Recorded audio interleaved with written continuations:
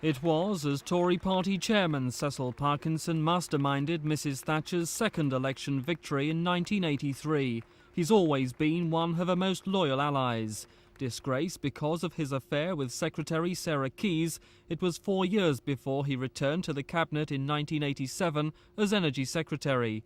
But it was as Transport Secretary the region's 3 million commuters hoped the problems of overcrowding on the trains and roads would be sorted out.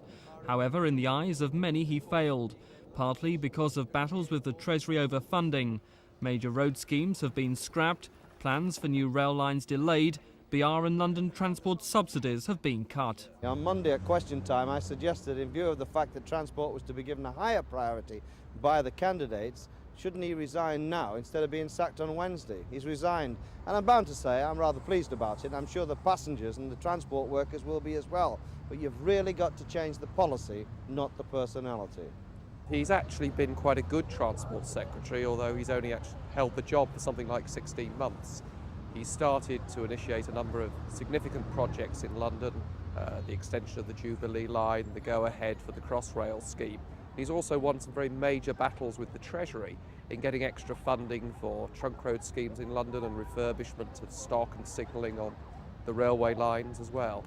Today, Mr Parkinson said John Major, the new Prime Minister, was sorry to hear about his resignation. I had in fact discussed it with Mrs Thatcher on Monday, and I told her then of my decision. But she asked me to tell John Major myself, and that's what I did.